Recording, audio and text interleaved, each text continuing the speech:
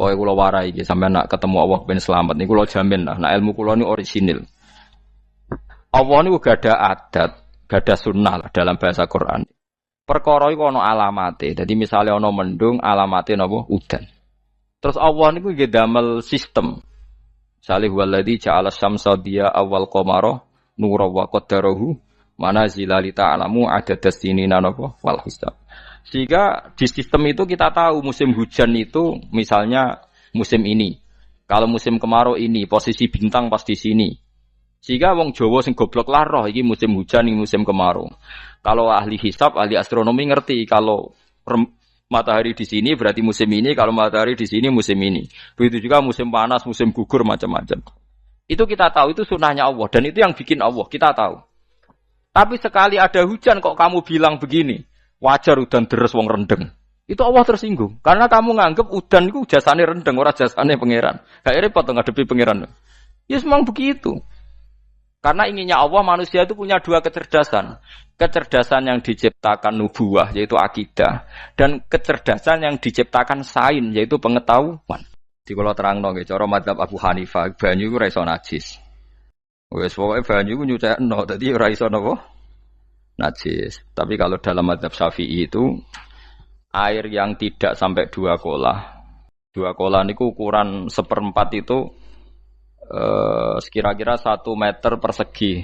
Berarti kiri kanan atas bawah niku napa? 1 meter niku pun 2 napa? Kula.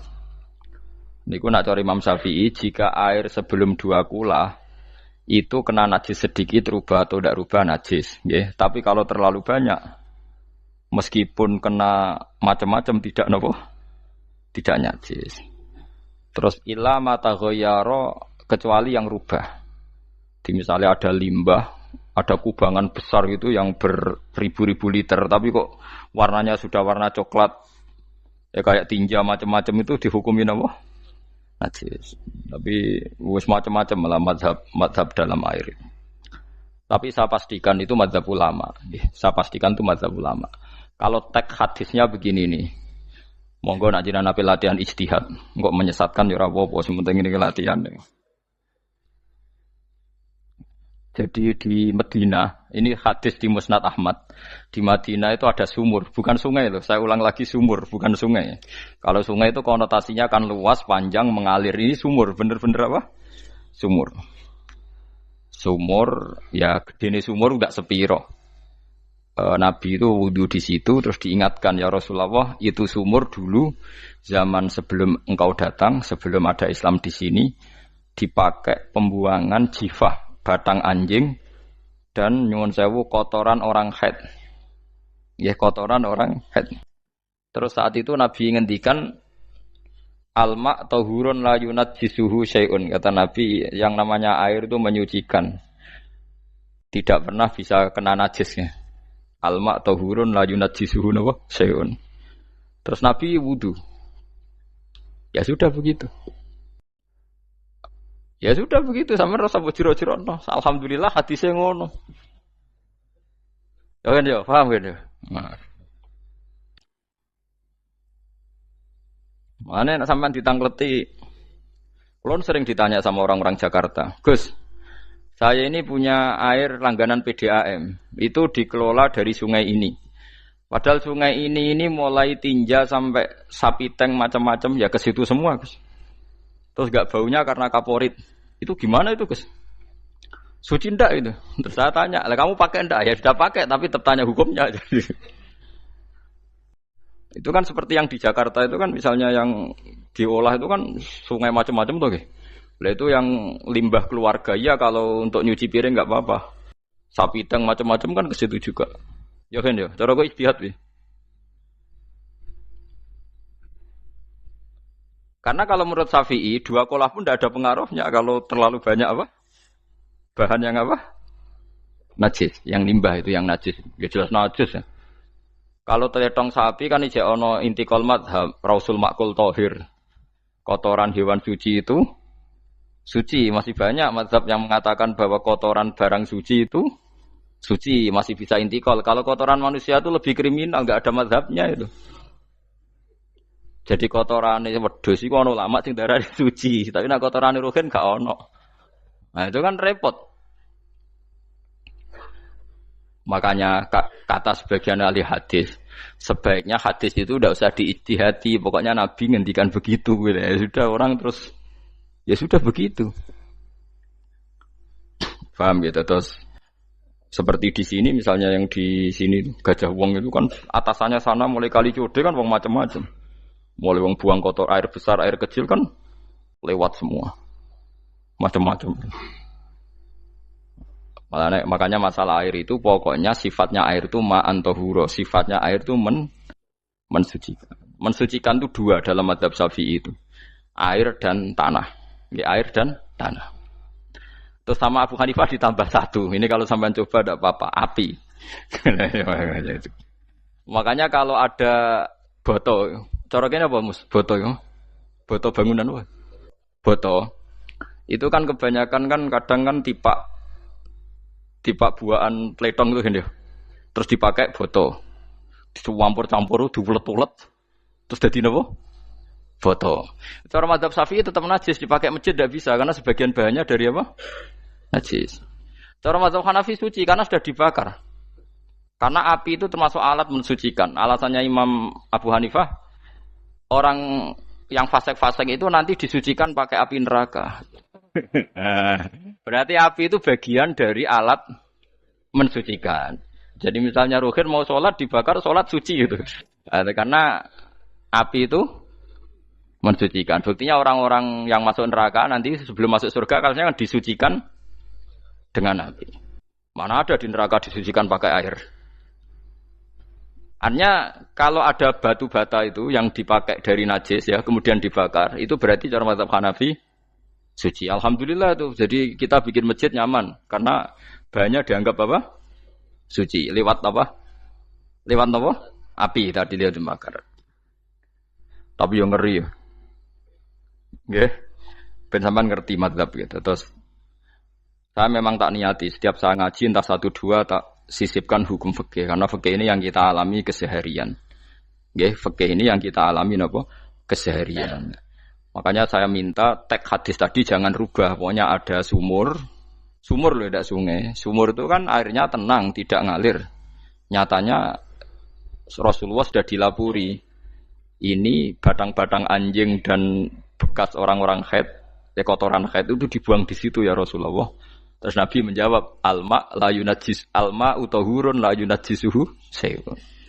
Terus orang-orang Syafi'iyah mentahmilkan dalam bahasa ijtihad itu dianggap itu mungkin sumurnya terlalu besar dan airnya terlalu apa? Banyak sehingga kotoran-kotoran itu tidak merubah warna.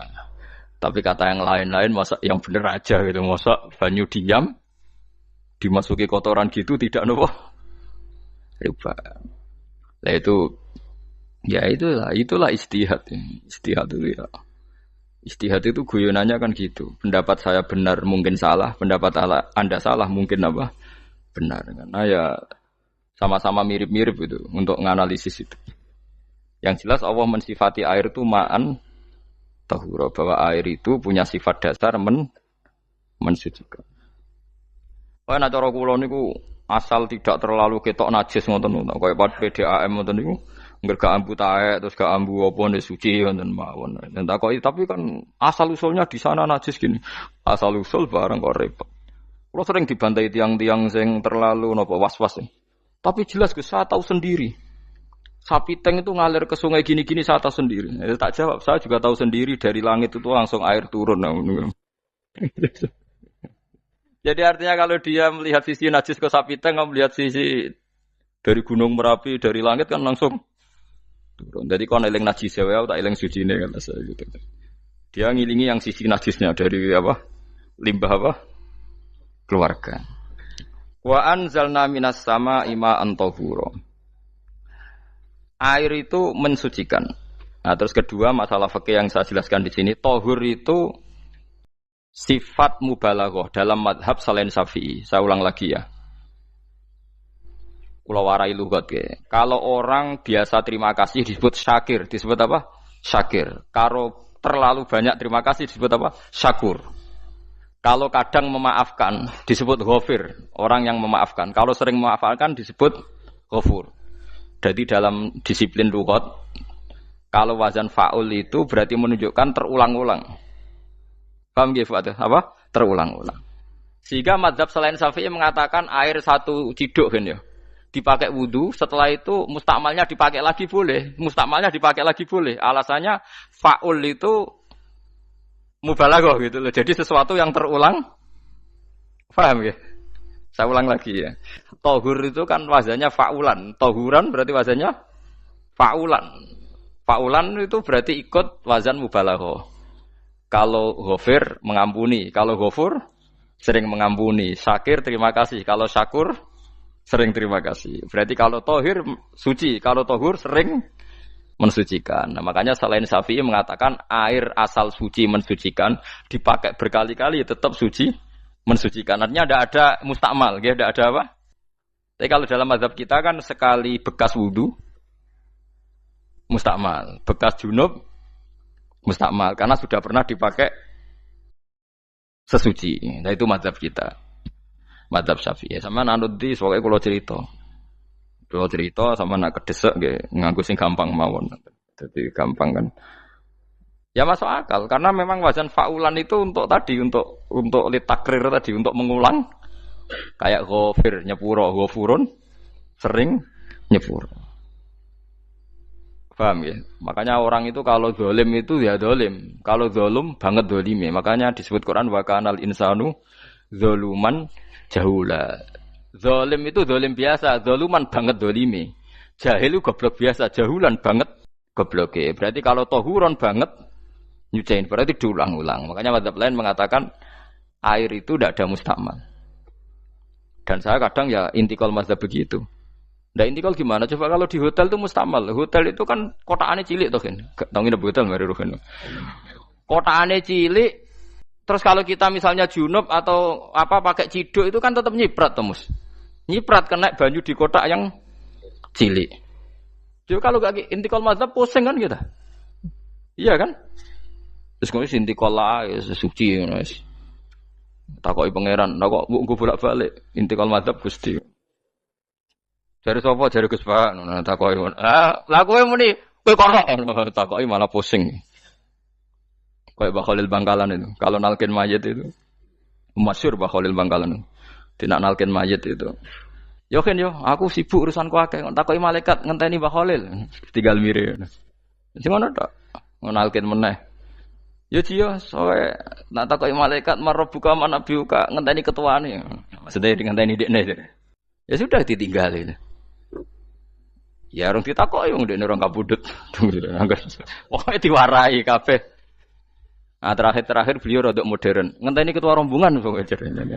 Jadi nanti yang jawab itu ketua rombongan. Tapi aja tiru kan ngomong takoki malaikat ngentosi Gus Pak. Aku teko tutuki mawon Gusti. Tuan. Yakin muga rukin ngomong ngoten kula ngomong bukan nangkir. Kamu tahu kan tugas standar Anda apa? Ya tugas standare bukan nangkir nutuki Gus. Biasa wae. Biasa nutuki takkan apa? Nah itu mungkin bagian guyone wali ku jek mungkin. Kadang orang itu engkar ndak bisa. Yaitu tadi piye wae resmi teknya Allah tu yaumana kullu unasim bi imamihim. Nanti manusia dipanggil itu per ketuanya. Bukan per individu kesuwen. Jadi ada teori itu yang mungkin benar. Ya, teori itu yang mungkin benar karena kita nanti di mahsyar juga dipanggil ketuanya dulu. Jadi ya ma'asyarus syafi'iyah. Terus Imam Syafi'i disuruh maju ya ma'asyarul malikiyah. Karena ketua ini nanti yang menciptakan mazhab. Karena ada pepatah an-nasu ala dini mulukihim. Manusia itu ngikuti tradisi ketuanya. Mungkin coba orang Indonesia mbok bodoh, mbok ora, mbok pinter, mbok ora ngger Abu Bakar ya radhiyallahu anhu. Coba kalau tradisinya Syiah, mungkin Abu Bakar laknatullah alaihi kan gitu. Ya kita tidak tahu begitu. Akhirnya kita ketiban apik karena menghormati apa? Sahabat. Artinya ketua itu penting, menciptakan suasana ketua itu penting. Coba kalau tanpa ketua, mungkin kita tidak punya tradisi. Makanya yang dipanggil itu ketuanya. Paham? Makanya sampean milih ketua itu yang benar. Setidaknya orang ikhlas. Misalnya rapati bener, penting ini ikhlas. Ngeri itu kalau pas sampean dipanggil nunjuk ketua itu, kemudian ketua partai, wah panggil pangeran bingung kan. Ketua sopo nyebut ketua partai. Ketua partai dia celuk pangeran Melayu. Wah ngadepi pangeran meriang tetep. Paham ya? Jadi nanti sampean itu ditanya itu lewat nopo? Lewat nopo? Ketua. Terus ketua nanti itu ngecek ada nur yang dipakai alamat dia ngikutin tidak. Nah, yang paling ngeri ya termasuk Rasulullah. Rasulullah itu nanti pakai standar itu. Inna umati yut'auna yaumal qiyamati hurran muhajjalin min atharil wudu. Itu kan ada tanya jawab sama sahabat. Kata Rasulullah, kamu tidak usah khawatir kalau saya meninggal. Meninggal saya itu baik. Hayati khairun lakum wa mamati khairun lakum. Saya hidup di antara kalian ya baik, setelah saya meninggal juga baik. Ya Nabi ya unik. Amma hayati fali asunna lakum as-sunan. Kalau saya masih hidup, berarti saya bisa meneladani kamu melakukan beberapa sunnah, beberapa tradisi. Sunnah itu tradisi.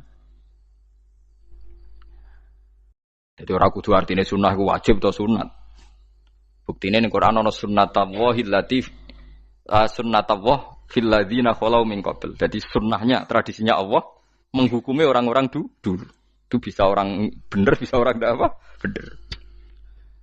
Kata Nabi, kalau saya masih hidup, fali asunna lakum asunan, saya bisa mentradisikan kamu beberapa sunnah, bisa wajib, bisa sunnat.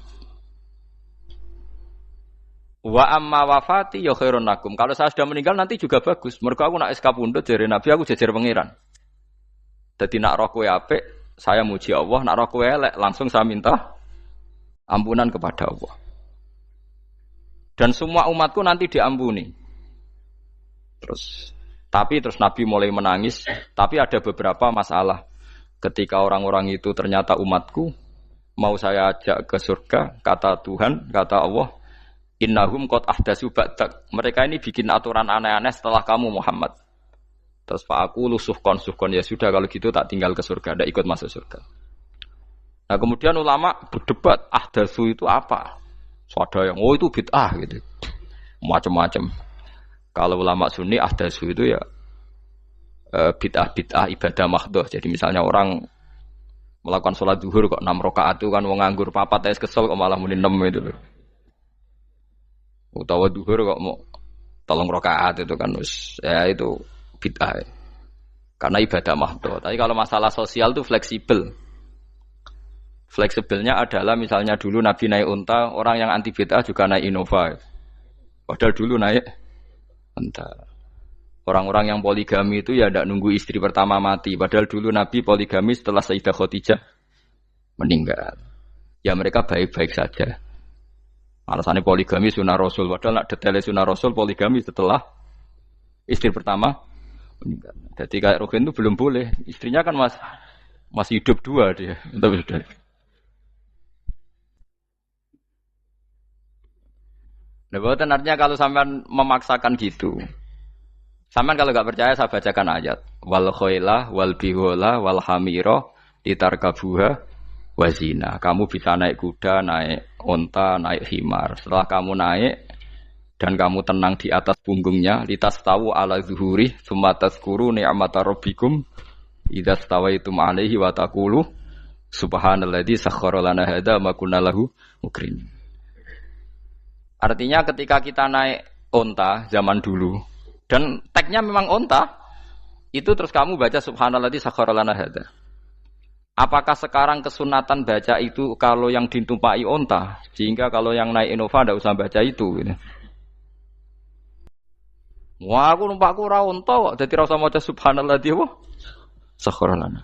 Dhisik Nabi maca iku mergo numpake unta. Ya ngajak goblok bareng to, mosok umat tepuk kanthi begitu itu. Makanya sensitif, bakas bid'ah ndak itu sensitif, tidak usah dibahas, biasa saja. Nek senara cocok ya diem aja. Sudah senara cocok kalau sampai ngelakoni tapi tidak usah komentar karena jelimet. Saya pernah ditelepon orang, dimaki-maki. Orang Sidoarjo. Padahal wong Jawa Timur, ya aneh. Kan ada orang matur Rasulullah namanya Abdullah bin Amr. Ya Rasulullah, saya ini kuat puasa terus. Kata Nabi, jangan puasa 1 bulan 3 hari saja itu sama dengan 1 bulan penuh karena satu puasa sama dengan 10.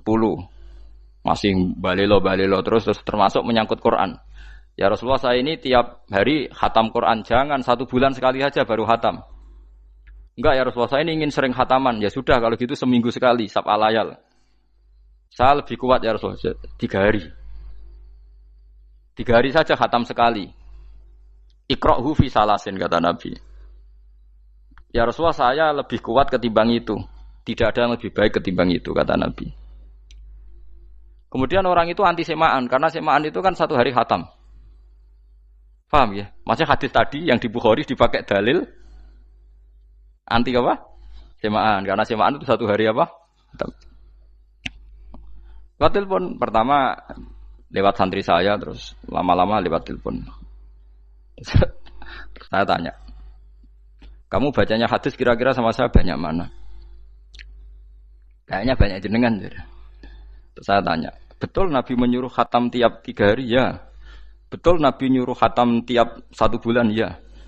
Ya sudah lakukan saja. Anda sering tak khataman tiap 3 hari? Tidak pernah, setahun aja tidak mesti. Lah iya kalau Nabi melarang baca Quran tiap hari kamu setuju, tapi Nabi nyuruh tiap hari khatam kamu tidak setuju. Enggak apa-apa, kamu anti semaan enggak apa-apa, tapi lakukan perintah Nabi tiap 3 hari khatam. Menang deh. Lah itu maksud saya. Anda tidak apa-apa milah-milah bid'ah sesuai versi Anda, pemahaman Anda, tapi yang fair. Kalau Anda anti semaan ya harus tiap 3 hari khatam karena dawuh Nabi iqra'hu fi kulli salasin. Enggak juga kan, mereka juga orang yang enggak jarang baca. Jarang baca apa? Lah itu enggak fairnya di situ. Makanya nggih biasa mawon. Cuman semaan hafal Quran wis semaan. Nah hafal Quran ya wiridan, malah lucu to hafal Quran kok semaan. Ya yes, ngono ae hafal ya nyemak kan, kok kesel dimulai. Jadi bang nyemak sampai gremeng. Bariku mangan entek akeh kan malah lucu. Wong nyemak yo do kurang ajar. Jajal kok nyemak ki delok ngarep mbek guri tok, agar kebar ya wis. Aku seru kelakuane wong nyemak. Kan dekne ra apal kan yo. Biasane nyegat guri to. Oh, agar gurine kembar pojok. Wis. Kok agar gurine pojok kembar. Ya sing semaan akhire pinter sing maca kembar gurine. Paham gitu terus wau gitu tohuron gitu tak latih memahami Quran secara luwat. Quran bagaimanapun bilisanin arabiyyin mubin. Ada ulama yang berpendapat tohir itu dimubalaghahkan tohur seperti ghafir, ghafur, syakir, syakur. Sebab itu menurut mazhab ini tidak ada air apa musta'mal. Tapi kita biasa mazhab Syafi'iyah apa? Ada apa? Ada musta'mal. Itu masalah-masalah ijtihadiyah, ini masalah-masalah ijtihadiyah. Kalau masalah ijtihadiyah tadi pendapat saya benar mungkin salah, pendapat Anda salah tapi ya mungkin benar itu. Wa anzalna minas sama ima antahura mutahhiron tegese banyu iku sing nyucekno. Linuhya supaya maringi urip ingsun. Bihi sebab anane banyu baldatan ing daerah maitan kang mati. Jadi istilah resmine pangeran yo aku nak nguripno bumi iku yo nganggo lantaran banyu. Dadi aja mbok soal pangeran kok butuh lantaran. Waduh repot. Mung Qur'ane pangeran dhewe istilahno aku nak nguripno bumi lewat lantaran banyu. Ya rasa mbok jurok-jurokno. Pangeran kok butuh lantaran. Ndak usah lantaran lah ya iso, tapi nek Allah nganggo lantaran ya oleh ya aja terus Allah kok nganggo wasilah. Wah ya malah kacau. Ora usah ngono-ngono, ora usah mikir. Pokoke Qur'an diwaca ora usah dipikir, pun iman nonton mawon kok repot. Iman kok napa? Kok repot. Linuh ya supaya ngurip-ngurip sapa ingsun bi sebab banyu baldatan ing negara atau daerah maitan kang mati. Jadi sampean jangan mengatakan kalau Allah untuk menghidupkan bumi butuh air ya keliru. Allah itu tidak butuh apa-apa, nggih. Allah itu tidak butuh apa-apa. Tapi kalau Allah punya sunnah, punya adat menghidupkan bumi itu pakai air, ya Allah jangan kamu atur. Kira pangeran kok ngatur. Itu kan ada cerita di kitab-kitab itu termasuk di Ihya itu. Nabi Musa itu sok dekat Allah. Jadi enggak mau mimik obat. Membuktikan bahwa Allah itu tidak butuh wasilah. Aqaqir itu maknanya obat-obatan yang dari herbal itu bahasa Arabnya apa? Al-aqaqir. Dia setiap konsultasi sama dokter disuruh minum herbal itu. Enggak mau dia. Enggak, saya akan disembuhkan Allah langsung, enggak usah lewat obat apa herbal katanya. Tiap dokter ditanya jawabannya sama. Oh, dokter goblok. Kamu belum tahu ya kalau Allah itu tidak butuh wasilah. Malah marah-marah dia tuh. Akhirnya dia konsultasi langsung ke Tuhan. Apa betul ya Allah saya butuh minum akokir? Terus, lah kata dokter gimana? Karena herbal itu fungsinya gini-gini. Terus, Musa, sing gawe fungsi herbal ngono iku sapa? Nggih jenengan. Lah yo aku gawe fungsine ngono kowe ngombe kok ora gelem. Sing gawe ku ya aku. Jadi sing gawe bodrek ku nak kowe ngeluh, bodrek mandi sing gawe ku ya pangeran, rumangsamu sapa? Sing gawe ruhe nak bar kelon lega ya pangeran. Mangsamu sapa? Omane bojone ayu kan. Ah, sing wis pangeran ora usah aku isin gengsi, ora usah ngono. Lha muni elek dibanding bojone ning swarga, nek ning donya ya ayu, nguruhin ya diselera kok udarane. Paham gitu terus itu masalah yang enggak akan selesai ila yaumil qiyamah. Jadi ada cara pandang langsung Allah itu ya bisa. Tapi misalnya ada sunnatullah ya jangan kamu tentang. Termasuk Nabi Musa akhirnya Nabi Musa mau minum. Setelah minum sembuh. Terus ketika sembuh diberitahu Allah, memangnya kenapa kalau minum obat itu? Obat itu ada khasiatnya yang bikin juga Allah. Kok kamu hindari itu alasannya apa? Wong yang bikin juga Allah. Makanya kalau kamu percaya wasilah, kalau terpaksa percaya, kamu harus yakin bahwa nomor satu adalah Allah Subhanahu wa Ta'ala. Kalau kamu takut orang itu syirik, ya gak apa-apa, kamu lawan, harus kamu lawan. Memang selera kamu begitu. Kamu harus tidak usah ikut pakai, wong kamu khawatir, tidak apa-apa. Jadi sing khawatir syirik, ora usah nganggo ali-ali, ora usah nganggo ake. Tapi sing seneng dagangan, ya nganggo. Ora usah jimat-jimatan, ini niati napa? Booming ngoten mawon niati dagangan. Kulo nu diakek larang sedurunge rame-rame akek. Barang akek kerame terus mboten kula nggo. Wah, darani murah repot. Nggih kula mboten sombong. Dulu akeknya bapak itu zaman Bapak Sugeng tuh pernah ditawar ditukar mobil. Zaman itu mobilnya seharga 60 juta. Dan itu wasiat bapak untuk saya. Saudara saya sepakat itu untuk saya. Dulu kadang-kadang tak pakai. Setelah akek booming terus dikira ini yang gelondongan berapa kilo. 25.000 muruah camah cara Jawa camah tidak pernah tak pakai. Saya yakin ikut turun itu aki-aki yang mahal itu karena dikira yang produk ya yang masal itu yang itu. Paham gitu terus sampean biar tahu duduk perkara ini. Jadi tohur ya tohuron itu sifat mubalaghah. Tapi kalau dalam madzhab Syafi'i tohur itu ismul alat. Jadi tidak maknanya mengulang-ulang sehingga Imam Syafi'i tidak membolehkan wudu pakai air apa? Mustamal. Lah menurut hadis kayaknya benar Imam Syafi'i secara lahir.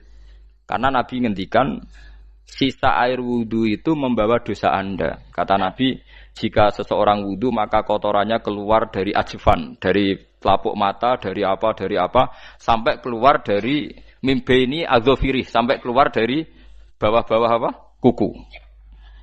Sehingga kalau air ini sudah membawa kotoran dosa Anda, berarti air ini kan sudah menjadi air kotor.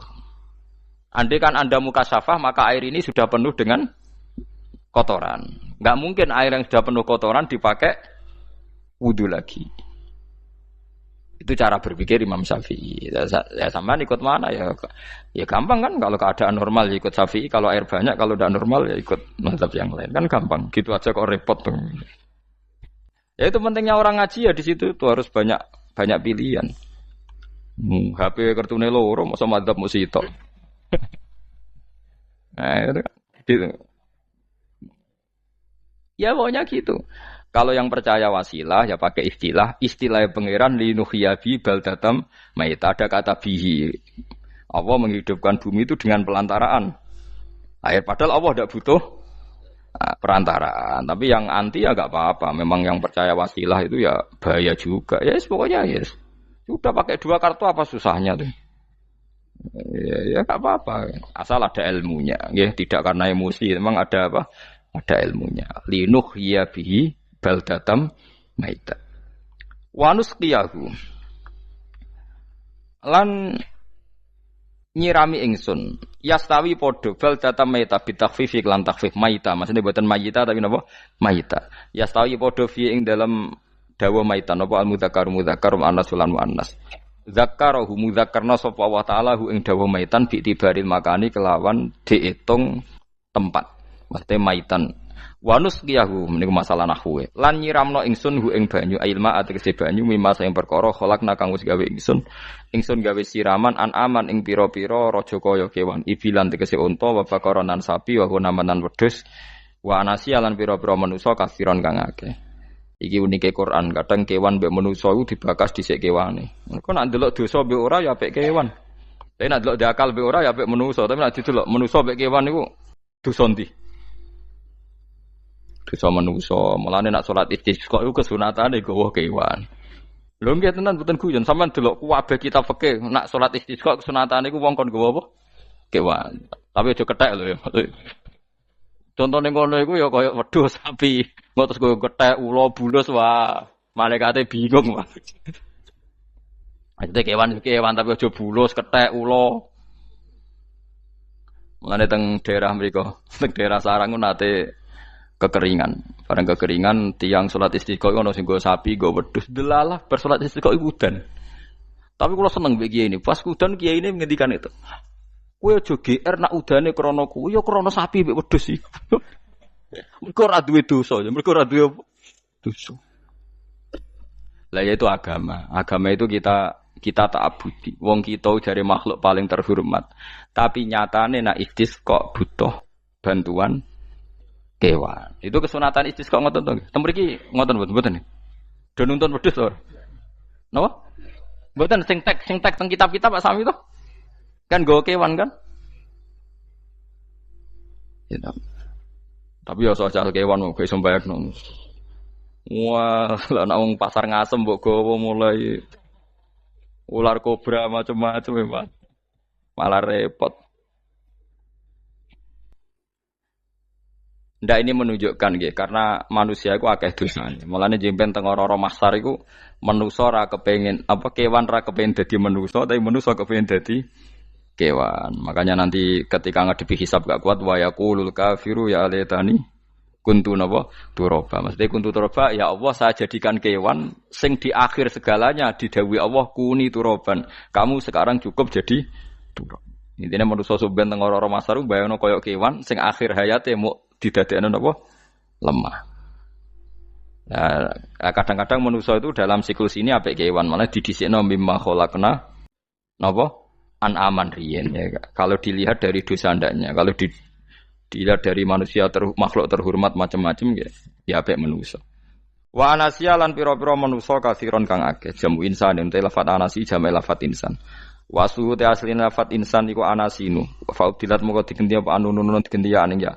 Wa timat lan dene sopno fiha ing dalem ya apa enggang dalem ya apa al ya ya. Maksudnya ya sing sangka nun diidghamno be ya asli. Au jamu insin di jamu lafat insin. Walaqad tasarrafna lan teman-teman molak-malik ingsun to mutar-muter ingsun. Hu ing ma'il ma'atik se banyu bainahum antarane wong akeh liat zakaru supaya gelem eling sapa ngakeh. Asluhu ya tadzakaru. Niki kok usum nahwu le utimat ya gamna apa ata utak fi dzalik ing dalam dal wa fi qiraatin liat kuru bi sukuni dzal wa dhammil kaf. Liat kuru nikmat Allah ing nikmat Allah taala bihi klan ma fa aba mongko moh sapa aksarun nasi sapa akeh manusa.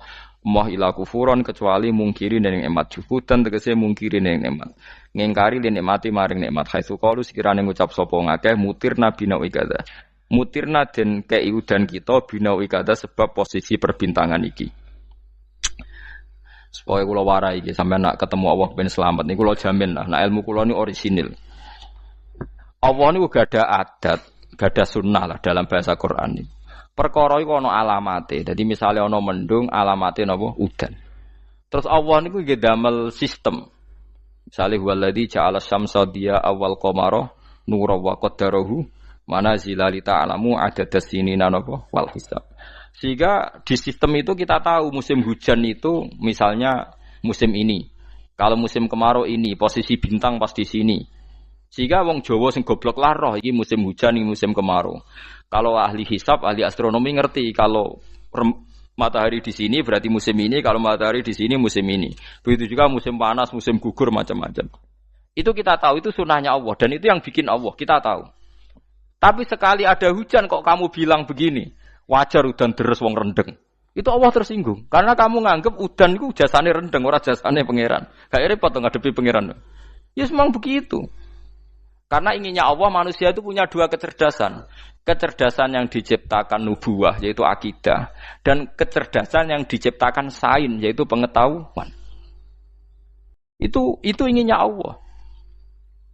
Jika menyangkut hisab dan ru'yah yang diperdebatkan oleh Muhammadiyah itu sebetulnya juga masalah sepele. Masalah sepele itu begini.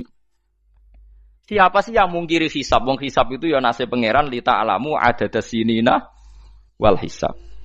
Siapa sih yang mungkiri ru'yah? Wong ru'yah itu hadisnya sahih. Yasumu li ru'yati wa aftiru li ru'yati. Fa in humma 'alaikum fa akmilu iddata sa'ban salasina yauman. Jika kamu ragu ya ikmal. Ikmal itu menjadi 30 hari. Sekarang sampean saya tanya, ikmal 30 hari itu dari hisab apa ru'yah? Hisab kan namanya ikmal itu pakai saiki wis 29, nak kepen ikmal 30. Lho ikmal itu ru'yah ta hisab? Hisab. Jadi apa susahnya sih pakai dua ilmu itu? Tapi sekarang jadi politik identitas. Pokoknya kalau ru'yah itu NU, kalau hisab itu Muhammadiyah. Terus dijak goblok bareng kan gitu ya. Mulane susah jadi ulama itu. Mergo dijak goblok nih. Ya sama seperti kunut ndak kunut. Saya Muhammadiyah itu lahir tahun 1912, NU 1926. Orang tahu semua sebelum itu zaman Madzhabul Arba'ah Abu Hanifah itu ndak kunut. Imam Syafi'i kunut. Terus kamu bilang Syafi'i NU, Abu Hanifah Muhammadiyah. Memangnya Imam Syafi'i tahu Rois Am? Jadi kita yang ulama itu biasa saja karena melihat Imam Syafi'i itu kunut, Abu Hanifah tidak kunut. Tahu-tahu sekarang jadi politik identitas kalau kunut itu NU, tidak kunut Muhammadiyah. Memangnya Imam Syafi'i tahu dadi Rois Am ning PBNU sing liwat ahwa kan mboten ate. Jadi kalau ulama itu lebih sederhana cara berpikir. Ya sudah, hisab itu ya ilmunya Allah, ruya ya ilmunya Allah. Jadi misalnya dagang dihitung, kalau dihitung itu rasional berarti sain. Kalau tidak dihitung kok berarti jenenge kejutan ya enggak, kita pernah ngalami kita pernah ngalami dua-duanya kan. Dihitung ya pernah laba, kejutan ya pernah. Musim sulit dagang rugi ya biasa, kecengklok rugi kebodhon biasa, lama pernah anggap aja kalau rutin namanya sain sesuai hitungan pengetahuan. Kalau model ngono kejutannya selesai kan. Kok dibenturkan? Kejutan sama rutin itu absolut mana? Akurat mana? Ya ngajak goblok bareng. Paham ki biasa mawon wong sing seneng ilmu tuh ben biasa roh iku roh dojo ben. Ya ben biasa. Nah sekarang itu usum, anti ilmu itu usum. Yang usum sekarang itu politik nopo identitas. Kalau batik wong Yogyakarta, wah batik nasional berarti wong batik wong Indonesia, anak batik ra wong Indonesia. Jadi batik nopo pakaian nopo nasional. Ya wong golek hadis nganti ngelu kesunatan ibadah nggo klambi putih. Ora ana kesunatan ibadah nggo klambi nopo? Batik. Tapi nak kowe wong alim ben diarani klambi putih gak wajib, kudu kadang-kadang nganggo batik, nggo nunjukno nak nganggo putih iku. Saya tuh seingat saya belum pernah ngaji gak pakai baju putih. Karena pikiranku sudah sering ditanya, Gus kowe wong alim ora tau joban. Nak joban koyo wong Arab. Nak batik kesane kok ora sunah Rasul seneng putih, setengah-tengah nganggo hem putih wis sunah Rasul tapi tetep Indonesia. Wis tak pikir nonton. Lah kan ra mikir nganggo batik. Tapi itu tadi, saya masih husnudzon. Jika jadi tren, nganggo klambi hem putih dianggap wajib, harus ada yang pakai batik untuk menunjukkan kalau ndak wajib. Lah mungkin dia termasuk begitu melok. Makome dekne iku wis nglurusno. Enggak tahu saya kalau. Oh itu berarti sudah tinggi, kelasnya sudah tinggi. Jadi menurut saya tengah-tengah ya pakai hem putih kalau sholat. Tengah-tengahnya adalah nak jubah terlalu Arab. Nak batik be Nabi ngendikan kesunatane ibadah itu pakai putih. Nganggo mori kok mati ya sudah sudah tengah-tengah. Menurut saya, sama ndak harus ikut saya. Tapi jika itu dianggap wajib, kadang-kadang jangan pakai putih. Seperti Jabir bin Abdullah itu terang-terangan sama tak ceritani. Dulu ketika Jabir bin Abdullah sahabat yang terkenal itu Jabir itu termasuk minas sabiqin al-awwalin itu. Jabir itu sholat di masjid itu bajunya dicopot. Terus sarongan itu dicancang di gulu. Kayak wong kuno-kuno. Sarongan sitok dicancang di gulu. Bawa baju diletakkan di sokol masjid. Setelah itu orang tabiin melihat dia secara sinis. Tabiin itu generasi setelah sahabat. Marah-marah ketika dimaki, masa engkau sahabatnya Nabi sholat bisa bin wahid, pakai baju satu dicancang bisa. Jabir mulai cerita. Kamu jangan bilang pakai serban itu sunat, kamu jangan bilang pakai jubah sunat. Bagaimanapun menjadi sunat karena kamu punya. Sehingga kamu bilang sunat karena kamu punya. Dulu kita zaman Rasulullah masih hidup, kita semua itu tidak punya baju, punyanya satu. Hingga Nabi tidak berani mensunatkan pakai baju dua, kesunatan serban, karena kita hanya punya pakai baju satu. Kita harus mikir bagaimanapun di antara kesunatan itu karena kita mampu. Setelah tidak mampu, tidak ada sunat. Terus Jabir mulai marah-marah, termasuk yang diceritakan. Kalau kamu bungkus orang mati gimana? Ya tak bungkus utuh sampai sikil bedasi raketok. Ya kan ya, nah ini yang mati dibungkus sempurna tuh. Nanti kok pepes itu ya dibungkus. Terus bariku lagi dibuka raine ya. Ya mus. Sing mudin-mudin rai ya. Terus Jabir cerita. Cara kowe wajib ta ora jare Jabir? Nggih wajib. Ya wajib mergo iso. Terus dia cerita, dulu Sayyid Hamzah, dulu bapak saya Abdullah Jabir bin Abdullah. Itu saking enggak adanya baju. Itu nak ditutup sirahe mbek sarong, mboten kafan. Iku ketok sikile. Nak ditutup sikile ketok sirah. Akhirnya do matur Kanjeng Nabi kon nutupi sirah waj'al ala rislihi sayan min izkhirin. Akhirnya sing sikile ditutup suket. Saking gak anane baju. Kowe saiki Islam wis jaya kecangkeman sithik-sithik muni sunah